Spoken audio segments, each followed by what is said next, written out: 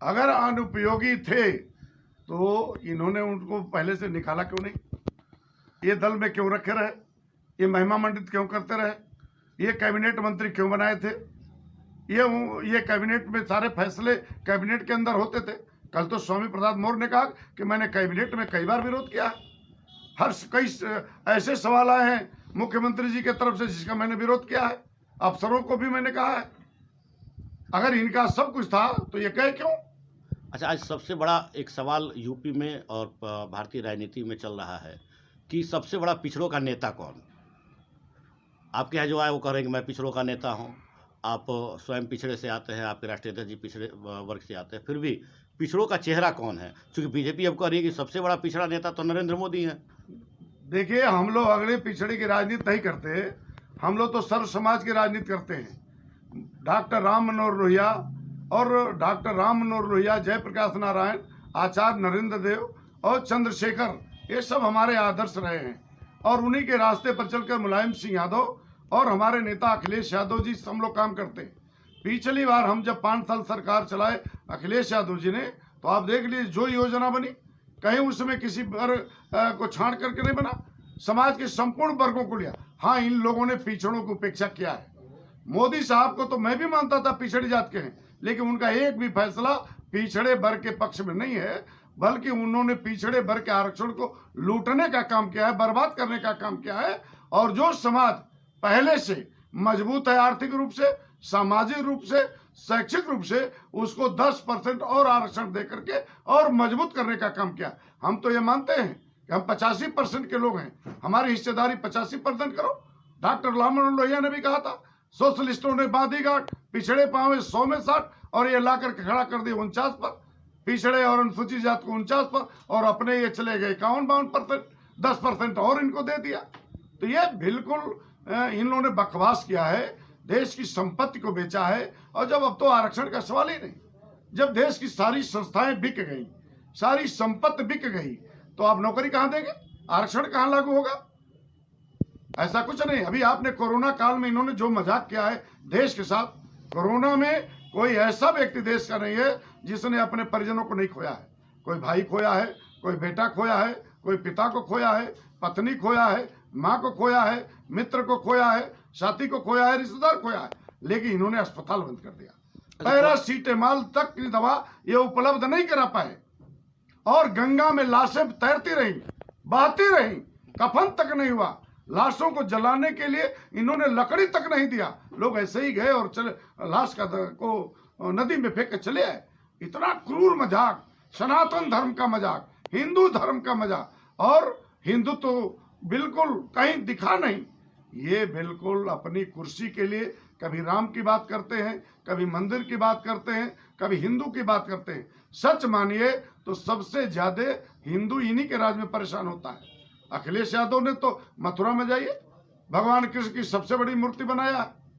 जब आप जाइए इटावा में, सैफई में, हनुमान जी की सबसे ऊंची मूर्ति बनाया है। और इन्होंने हर समाज का काम किया। इन्होंने श्रवण यात्रा अखिलेश यादव जी निकाला और सारे यात्रियों को श्रवण यात्रा से तीर्थ कराया, सरकारी खजाने पर कराया। ये कुछ किए हो तो बता दीजिए। उन्नाव में देख लीजिए, महिला के साथ गैंगरेप, उसके उनका विधायक कुलदीप सेंगर, उन्हीं के विधायक। इनका पूर्व गृह मंत्री जिसको तेल मालिश कराता, आपने देख लिया। आपने देखा है हाथरस की बेटी को रात में जला दिया गया। 100 भी परिजनों को नहीं दिया गया। बीजेपी राम की बात करती है, आप कृष्ण की बात करने लगे। अब इलेक्शन कमीशन वर्चुअल मीटिंग की बात कर रहा है। इस बार इस नई व्यवस्था में कोरोना काल के कारण फिर डेट बढ़ने वाला है, तो ऐसे में चुनाव प्रचार को लेकर के क्या सपा आशंकित है नई व्यवस्था में? सपा उसके लिए तैयार है आप? चुनाव आयोग के बताए हुए नियम का अक्षरशः समाजवादी पार्टी पालन करेगी और उसी पर चुनाव लड़ेगी। और हम केवल कृष्ण नहीं, हमारे राम आदर्श हैं, हमारे कृष्ण आदर्श हैं, हमारे महात्मा गौतम बुद्ध आदर्श हैं, और हम सभी धर्मों का समान रूप से आदर करते हैं। सभी धर्म हमारे लिए आदरणीय हैं। हम धर्मों में भेद नहीं करते, भेद भारतीय जनता पार्टी के लोग करते हैं। हम वर्चुअल रैली करा लें, खुली रैली कर, और चुनाव आयोग को तो हम प्रणाम करना चाहते हैं। पश्चिम बंगाल में बड़ी बड़ी रैलियां, लाखों लाखों की रैलियां हुई, बिहार में लाखों लाखों की रैलियां हुई, कोरोना चरम पर था लेकिन पाबंदी नहीं लगी और सभी रैलियों को प्रधानमंत्री जी ने संबोधित किया। लेकिन अगर उनको उत्तर प्रदेश में लग रहा है कि नहीं ये खतरे हैं और वर्चुअल कर रहे हैं, हम उसका भी पालन करेंगे और उसकी सीमा में रह करके प्रचार करेंगे। जनता साथ खड़ी हो गई है और हर हाथ में मोबाइल है, सोशल साइट हमारे हाथ में है और जनता खड़ी हो गई, बदलाव चाहती है, अखिलेश यादव को मुख्यमंत्री बनाना चाहती है, इनसे निजात चाहती है।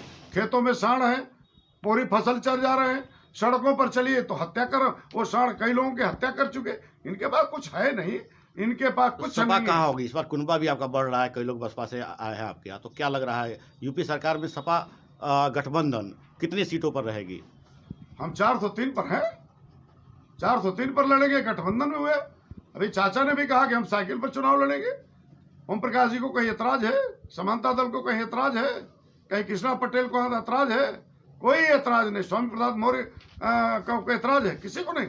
सभी लोगों ने माननीय अखिलेश यादव जी के नेतृत्व में आस्था व्यक्त किया है, विश्वास व्यक्त किया है और जो फैसला होगा अच्छा होगा और उस फैसले को सब लोगों ने चुका। अभी रात कृष्णा पटेल जी का आप देखे होंगे, उन्होंने कहा अखिलेश जी बहुत नेक इंसान है, बड़ा सम्मान किए और उन्होंने अपनी कुर्सी पर मेरी उम्र को देखते हुए, मेरी सीनियरिटी को देखते हुए उन्होंने अपनी कुर्सी पर बैठाया है। जबकि भारतीय जनता पार्टी में डिप्टी चीफ मिनिस्टर को स्टूल पर बैठाया जाता है, तो वहाँ और यहाँ में अंतर है।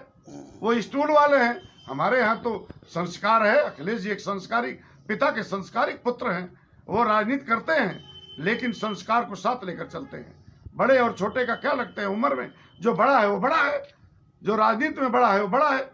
अच्छा, भाजपा के लिए पूर्वांचल में सबसे ज़्यादा मुश्किल माना जा रहा है। बलिया में भी आपका अच्छा होल्ड रहा है, जिला के अध्यक्ष रहे हैं, पूर्व मंत्री के आप काफ़ी करीबी भी रहे हैं। तो बलिया के 7 सीटों में क्या लग रहा है, कितनी सीटों पर आप भारी रहेंगे? बलिया में हम 7 में 7 इस बार जीतने जा रहे हैं, इतिहास रचने जा रहे हैं। कहीं कोई लड़ाई नहीं है। ये नंबर 2 पर भी रहने वाले लोग नहीं है, इनको 3 और 4 नंबर पर गिनते रहिए, कहीं कुछ है नहीं इनका। पूरी समाज का हर वर्ग, हर तबका, कमेरा वर्ग, किसान, मजदूर, व्यापारी, दुकानदार, वकील, छात्र, सब सड़क पर। अभी तो मैंने कहा, उस दिन भी कहा था कि जरा अधिसूचना लागू हो जाने दीजिए। अधिसूचना लागू हो गई। चुनाव आयोग का कुछ डंडा चला है कि 15 तक कुछ नियम बनाए हैं।